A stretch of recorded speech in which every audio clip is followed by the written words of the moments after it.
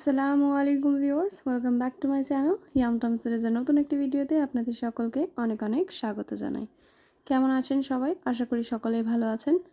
আজ আমি নিয়ে চলে এসেছি আপনাদের কাছে খুবই লোভনীয় একটা রেসিপি, যেটার নাম হচ্ছে ক্রিসপি চিলি বেবি কর্ন।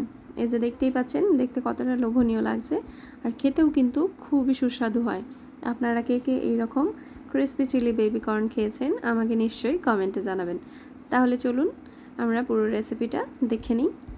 প্রথমে আমি এখানে বেবি কর্নগুলোকে নিয়ে নিয়েছি। এটাকে আমি ভালোভাবে ধুয়ে নিয়েছি। এরপর আমি এটাকে একটু কেটে নেব।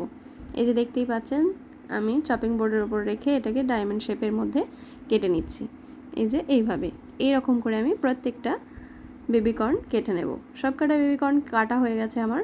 আমি এটাকে একটা প্লেটের মধ্যে তুলে নিচ্ছি। আমি আপনাদের একটু কাছ থেকে দেখিয়ে দিই যে আমি কীভাবে কেটেছি। এই যে দেখুন, এরকম শেপের।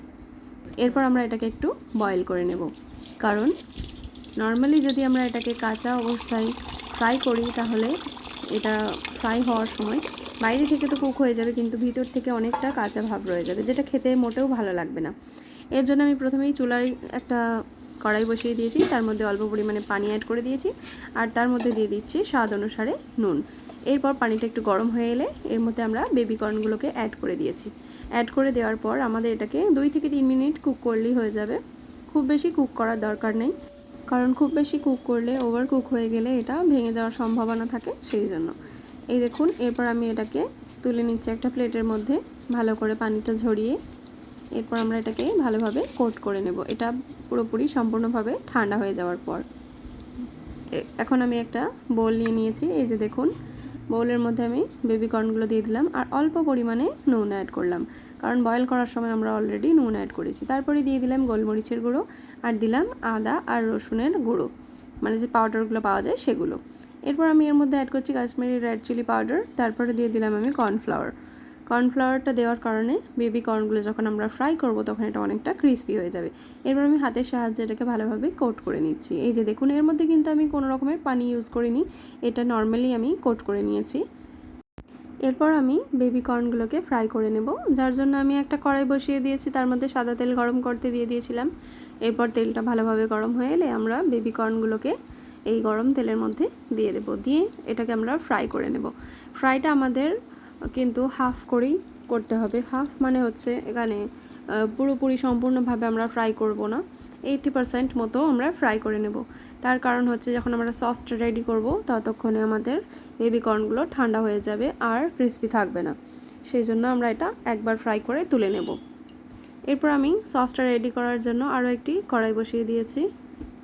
তারপর আমি এর মধ্যে অ্যাড করছি সাদা তেল, আর সাদা তেলের মধ্যে আমরা দিয়ে দিচ্ছি কেটে রাখা আদা আর রসুন কুচি, দিয়ে একটু অল্প নেড়ে চেড়ে এরপর আমরা অ্যাড করছি এর মধ্যে কাঁচা লঙ্কা কুচি।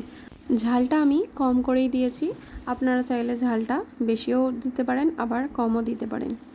এরপর আমি এর মধ্যে দিয়ে দিচ্ছি কেটে রাখা ক্যাপসিকাম কুচি, দিয়ে একবার নেড়ে চেড়ে এর মধ্যে অ্যাড করে দিচ্ছি আমি কেটে রাখা পেঁয়াজ কুচি।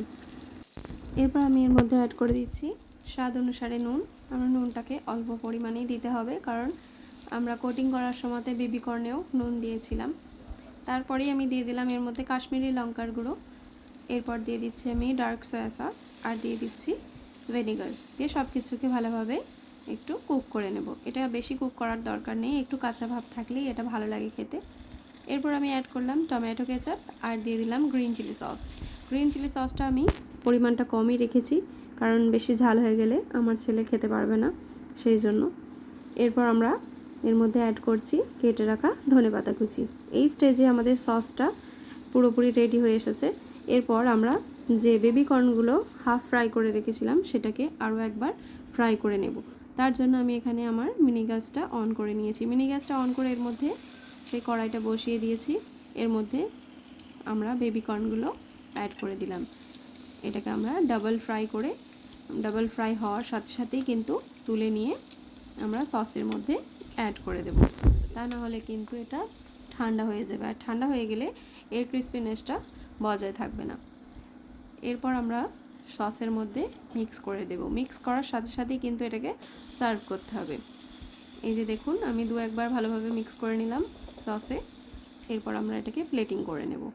আমি প্লেটের মধ্যে এটা সার্ভ করে নিয়েছি আর উপর থেকে দিয়ে দিচ্ছি সাদা তিল, আর গার্নিশ করার জন্য অল্প পরিমাণে ধনেপাতা কুচি আমি অ্যাড করে দেব।